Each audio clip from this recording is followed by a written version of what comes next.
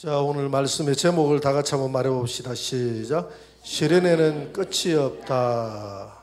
자, 내가 있다 안 했습니까? 없다 그랬습니까? 그 없다 이라고 보니까 또 그것도 맞는 것 같다, 그죠? 자, 시련에는 다시 한번 더 다 같이 시작. 시련에는 끝이 있다. 반드시 끝이 있습니다.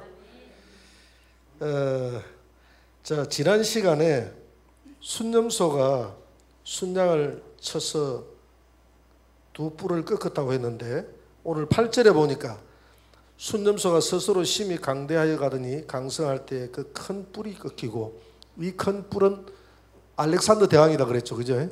알렉산더 대왕이 죽고 난 다음에 사후에 네 뿔이 하늘 사방을 향하여 나타나.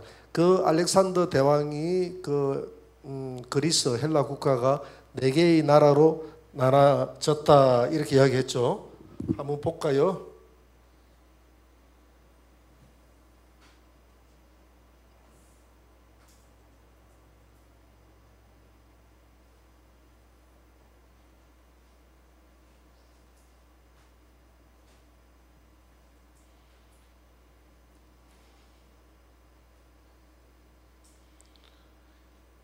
자, 여기가 지중해입니다. 자, 알렉산더 대왕이 죽고 난 다음에 네 개의 나라, 네 장군에 의해서 카산더라는 나라에 의해서 이렇게 장군에 의해서 카산더라는 나라가 하나 생겨났고,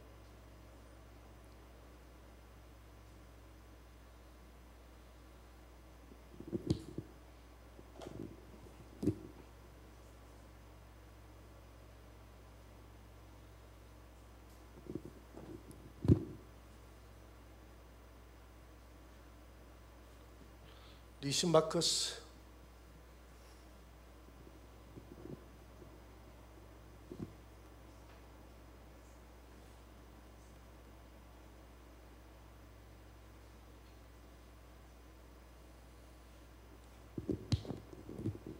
이렇게 나라가 큽니다.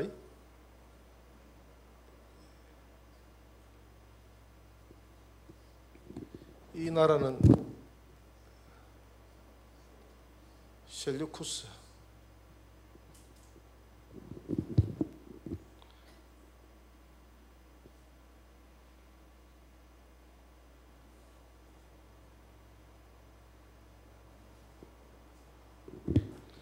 요 나라는 프톨레미.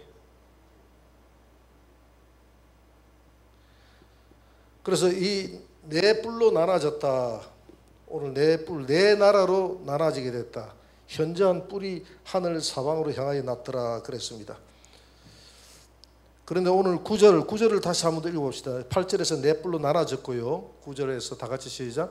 그 중 한 뿔에서 또 작은 뿔 하나가 나서 남쪽과 동쪽과 영화로운, 이 한 뿔이 작은 뿔, 여기에서 작은 뿔 하나가 큰 뿔에서, 한 뿔에서 작은 뿔 하나 나왔다 했는데, 한 뿔은 당시에 셀류쿠스를 말합니다. 네 개 나라 중에서 가장 힘이 세던 나라가 셀류쿠스고, 그 다음에 프톨레미였거든요. 이 두 개 나라가 서로 막 싸움이었거든. 이 셀류쿠스에서 한 작은 뿔이 나왔다 했는데, 한 작은 뿔이 누구냐 하면 안티오쿠스라는 왕입니다. 안티오쿠스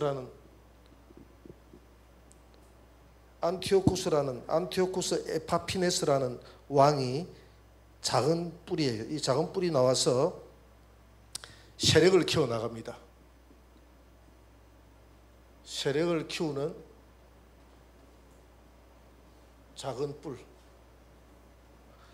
그래서 이 작은 뿔이 어떻게 합니까?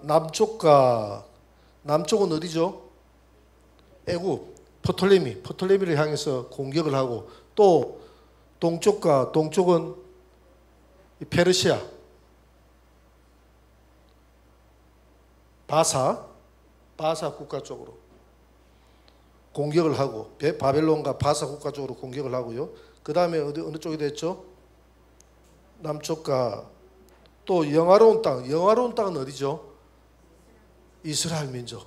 이스라엘 민족, 영화로운 땅 이스라엘 민족을 향해서 공격을 감행했다 이 말입니다.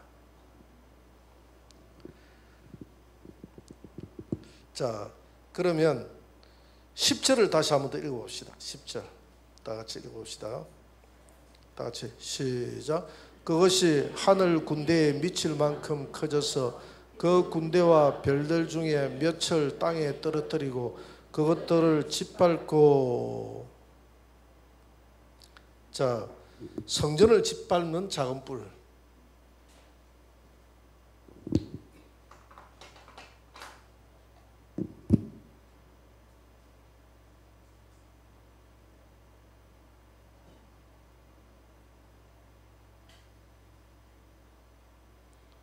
이 작은 뿔이 성전을 짓밟게 되는데, 첫째 보니까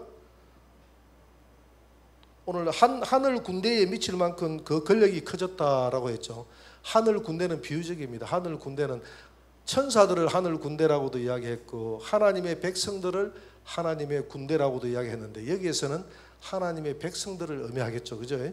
하나님의 백성들인 이 이스라엘을 대적해서 이스라엘에게 그 권력이 미칠 만큼 그것이 권력이 커졌다 이 말입니다. 그리고 그 군대와 이스라엘 군대를 멸했다 이 말이죠. 이스라엘 군대를 멸하고 그 다음에 별들 중에 몇을 땅에 떨어뜨리고, 별이라는 것은 이스라엘의 대제사장을 비롯해서 종교 지도자들을 말합니다. 종교 지도자들을 땅에 떨어뜨리고 그것들을 짓밟고. 그래서 이 안티오쿠스는 구약 성경 외경 마카피스에 보면, 마카피스라는 외경에 보면 주전 171년도에 자기에게 대항하는 이 이스라엘의 대제사장을 죽였다라고 되어 있어요. 171년. 이때부터 핍박이 시작되는데요. BC 171년경부터 대제사장을 죽이고요. 유대인들을 약 10만 명가량을 죽였다고 되어 있습니다. 그리고 그 군대를 죽였다 했죠. 그 군대라는 것은 하늘 군대, 유대인들을 말합니다. 그 다음 별들 중에 몇을 땅에 떨어뜨리고 대제사장을 비롯해서 여러 종교 지도자들을 죽였다 이 말이죠. 그리고 4만 명에 이르는 유대인들을 잡아서 애국에 종으로 팔아넘겼습니다. 한 4만 명 정도를 애국에 종으로 팔아넘기고요. 그래서 그가, 이 안티오쿠스가 장차 나타날 적 그리스도 모형의, 먼 마지막 시대에 나타날 적 그리스도의 하나의 모형으로 등장을 했다 이 말이죠. 그가 하나님의 성전을 짓밟았다. 역사적으로 보면 주전 171년경부터 하나님의 성전을 짓밟고 내가 하나님이다 하면서 하나님을 대적합니다. 다니엘서 11장, 오늘 8장 11절에서 하나님을 대적하는 모습이 나와 있죠. 11절을 한번 읽어볼까요? 군대의 주제를 대적하며 그에게 매일 드리는 제사를 없애버렸고 그의 성소를 헐었으며. 자, 스스로 높아져서 하나님을 대적했다. 세 번째,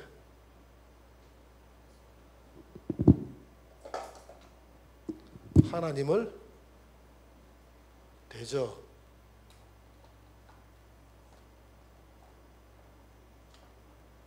이게 좀 약하네.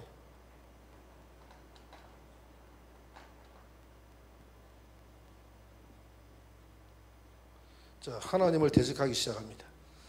하나님을 대적하는데 스스로 높아져서 군대의 주제를 대적하며, 그러니까 군대라는 것은 이스라엘 백성들을 군대라고 그랬죠. 그죠? 군대의 주제가 누굽니까? 하나님이죠. 이스라엘 백성들이 군대라고 했으니까. 그죠? 군대, 이스라엘 백성들의 주제는 하나님이시죠. 그래서 하나님을 대적했다 이 말입니다. 이스라엘 백성들이 군대라고 했으니까 군대의 주제는 하나님이시다. 여호와 하나님을 대적했다. 대적해서 어떻게 대적했느냐? 하나님을 매일 드리는 제사를 패해버렸다 이 말입니다. 매일 드리는 제사를 패해버리고 자기가 하나님이라고 그랬어요. 이 안티오쿠스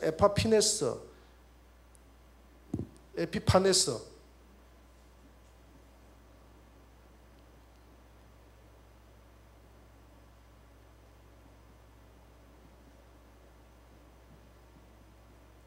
이 에피파네스라는 말은 하나님의 현현이라는 말입니다. 나에게 하나님이 현현했다. 내 몸속에 하나님이 현현했다. 자기를 스스로 자기를 하나님이 현현한 몸이다. 지금 하나님이 현현한 존재다라고 주장하는 이단이 누굽니까? 이만희. 하나님이 자기 몸속에 들어갔다. 예수님 몸속에 들어가서 영원히 죽지 않은 몸이 된다고 이야기하죠. 이 바로 안티오쿠스 에피파네스가 그런 존재였어요. 안상홍이도 마찬가지죠. 안상홍이도 하나님이 현현했다. 이단들은 다 하나님이 현현했다고, 하나님이 자기 몸속에 들어왔다고 그렇게 이야기하죠. 그죠? 동방번개파도 그렇게 이야기하고 다 그렇게 이야기하죠. 자, 여기에서 매일 드리는 제사를 폐했다고 그랬지 않습니까?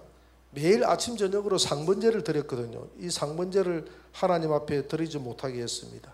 하나님 앞에 드리지 못하게 하고 그의 성소 일부를 헐었다고 했잖아요. 성소를 헐어서 그 헌 자리에 제우스 신을 위한, 헬라의 신 제우스 신을 위한 단을 만들었습니다. 단을 만들어서 거기에서 돼지고기를 바치게 하고 그렇게 했어요.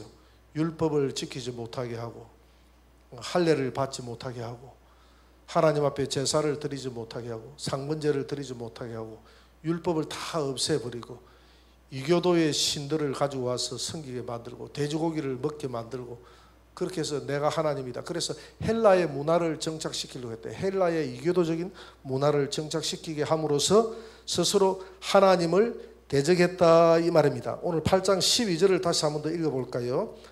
다 같이. 그의 악으로 말미암아 백성이 매일 드리는 제사가 넘긴 바 되었고 그것이 또 진리를 땅에 던지며 자유로 형통하게 되었더라. 형통하였더라. 악으로 말미암아 매일 드리는 제사가 넘긴 바 되었고 상문제를 못 드리게 했다 그랬죠. 그죠? 그의 악행으로 말미암아서 매일 제사를 드리지 못하게끔 만들었고 또 진리를 던지며 라고 했지 않습니까? 방금 이야기했잖아요. 안티오쿠스는 율법책을 없애고 진리의 말씀인 성경을 보이는 대로 다 찢어서 불태워 없애버렸습니다. 성경을 소유하는 자는 다 죽이라고 그랬어요. 그 자유로 행하여 자유로 스스로 자기는 형통한 거예요. 자기가 형통하게 되는. 이게 바로 말세에 나타나는 적 그리스도에게 일정한 기간 동안에 하나님이 적 그리스도에게 형통함을 준 것과 마찬가지죠. 적 그리스도의 모형이다 이렇게 볼 수가 있겠습니다. 네 번째 8장 13절을 한번 봅니다. 다 같이 읽어봅시다. 시작. 내가 들은 적 한 거룩한 이가 말하더니 다른 거룩한 이가 그 말하는 이에게 묻되 나타난 바 매일 드리는 제사와 망하게 하는 죄악에 대한 일과 성소와 백성이 내준 바 되며 짓밟힐 일이 어느 때까지 이를꼬 하며 성소의 회복에 대한 약속. 내가 들은 적 거룩한 자가 말하더니 다른 거룩한 자가 그 말하는 자에게 묻되 그 천사가 말을 하는데 다른 천사가 물어보는 거예요. 다른 천사가 뭐라고 물어보느냐 하면 그 말하는 천사에게 매일 드리는 제사와 망하게 하는 죄악에 대한 일과 성소와 백성이 지금 내준 바 되는데 누구에게? 지금 안티오쿠스 에파피네스에게 내준 바 되는데 이 짓밟혔지 않습니까? 이 성소가 짓밟혔는데 이 성소가 회복이 되고 이 매일 드리는 제사가 회복이 될 때가 어느 때 정도 회복이 되겠느냐라고 물어봅니다. 이런 일들을 보면서 자, 이스라엘 하나님의 백성들이 고통당하는 그 모습을 천사들도 걱정하고 있다는 겁니다. 여러분들이 고통당하고 힘들어할 때 여러분들에게 붙어있는 그런 소천사도 함께 걱정하고 염려해 주고 있는 줄 믿으시기 바랍니다. 그렇게 말했더니 오늘 천사가 답변을 하죠. 언제 정도 회복이 된다는 것을 답변합니다. 8장 14절을 한번 봅니다. 다 같이 시작. 그가 이르되 2300주야까지니 그때의 성소가 정결하게 되리라.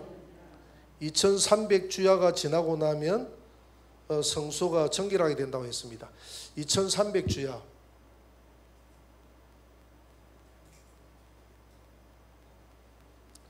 약 6년하고 4개월입니다. 자, 그러면 성소가 짓밟혔 때가 몇 년도였다고 그랬죠? 아까 대제사장을 죽이면서 주전 171년도라고 그랬죠. 자, 이때 무슨 일이 있었냐면 이 안티오쿠스가 이 프톨레미를 당시에 뭐 위에는 나라가 조그만하잖아요. 그러니까 본척도 안 하고 이 프톨레미가 제법 큰 나라를 가지고 있었기 때문에 점령하려고 갔다가 로마의 방해로 실패를 하고 돌아옵니다. 돌아오면서 하프리를 유대인들에게 하는데 이 유대인들의 나라가 지금 보다시피 셀루쿠스에 소속된 게 아니라 프톨레미에 소속이 돼 있잖아요. 이 나라가, 그죠? 그러니까 프톨레미 소속 중에서 맨 끄트머리죠.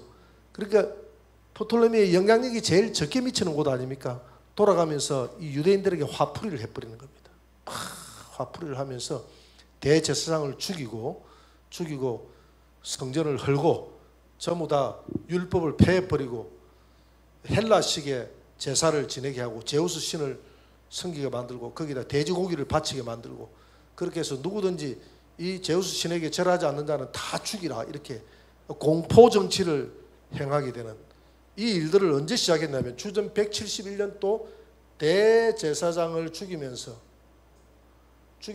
핍박이 시작돼 가지고 언제까지 시작됐냐면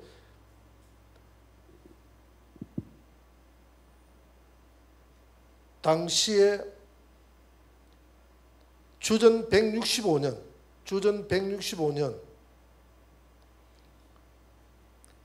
유다의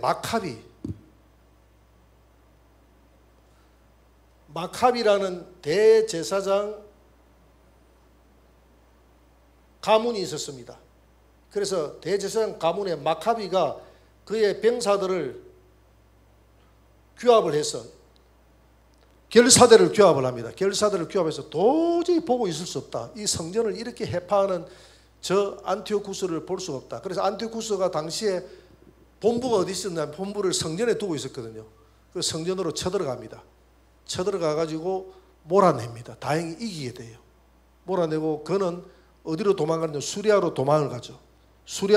안티오쿠스는 수리아로 도망을 가고 성전을 몰아냈던 때가 언제냐면 BC 165년 12월 25일입니다. 12월 25일. 이날을 하누카라고 수전절이라고 해서 성전을 정결하게 하고 성전을 하나님 앞에 재봉헌하여 드린 날을 수전절이라고 합니다. 이 날을 수전절이라고. 우리는 12월 25일 날을 무슨 날로 보죠? 우리는 성탄절하고 겹치죠. 그래서 요 기간이 약 한 6년하고 한 4개월 정도 되는 기간이 납니다. 주전 171년도에 성전이 해파돼 가지고 약 6년 4개월 동안 165년까지 성전이 해파가 되는 요 기간까지 안티오쿠스 에피파네스에 의해서 성전이 해파가 되는데 이 안티오쿠스 에피파네스가 성전을 해파하는 요 모습이 장차 나타나는 누구의 모형이다 그랬죠? 적 그리스도의 모형이다. 적 그리스도가 후 3년 반 동안 하나님의 교회를 허물고 자기의 우상을 세우고 하는 그것의 하나의 모형이다 이 말입니다. 모형이다. 그래서 데살로니가 전서 2장 3절 4절을 한번 봅니다. 같이 읽어볼까요? 누가 어떻게 하여도 너희가 미혹되지 말라. 먼저 배교하는 일이 있고 저 불법의 사람 곧 멸망의 아들이 나타나기 전에는 그날이 이르지 아니하리니 그는 대적하는 자라 신이라고 불리는 모든 것과 숭배함을 받는 것에 대항하여 그 위에 자기를 높이고 하나님의 성전에 앉아 이 사람은 안티오쿠스 에피파네스의 하나의 실상이죠. 실상. 안티오쿠스 에피파네스는 이 마지막 때 나타나는 적 그리스도의 모형이다. 이 적 그리스도. 그래서 오늘 데살로니가 전서 2장 3절에는 누가 어떻게 하여도 미혹되지 말라.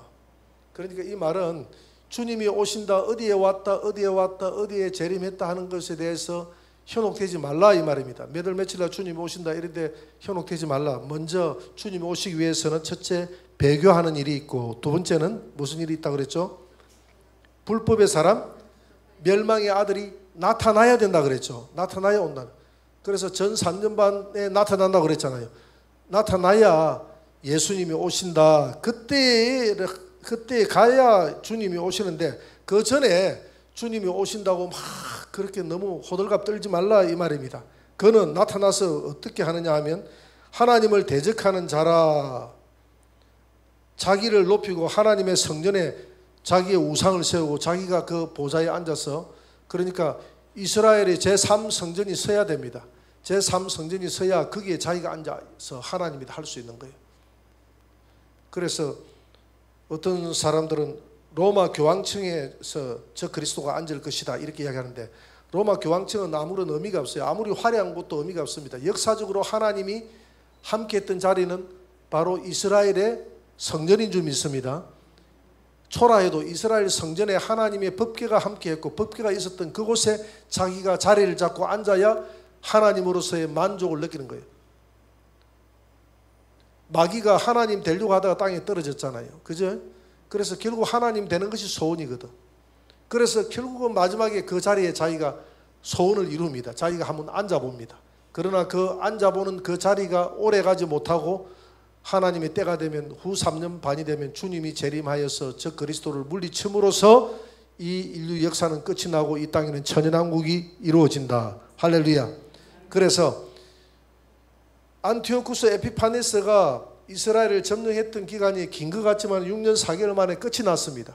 6년 4개월 만에 끝이 났듯이 마찬가지로 마귀가 마지막 결국 자기의 소원을 이루기 위해서 후 3년 만에 권력을 잡고 3년 6개월 동안 42달 1260일 동안 후 3년 만을 점령하지만은, 그러나 그 끝은 있다 없다? 있다. 그래서 시련에는 끝이 있다. 모든 시련에는 끝이 있다는 것입니다. 그래서 고린도후서 4장 17절 마지막을 한번 봅시다.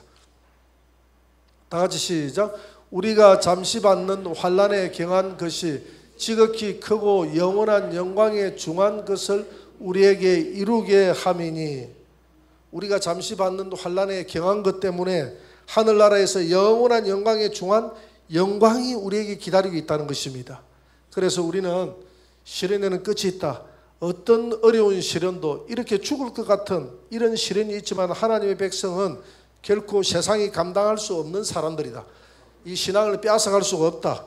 여러분, 어떤 어려운 가운데서도 신앙을 지켜나가면 우리 주님 오시는 그날에, 시련은 끝이 있는 그날에, 시련이 끝나는 그날에 하늘의 영광스러운 그런 면류관을 여러분들에게 씌워주는 날이 있을 줄 믿습니다.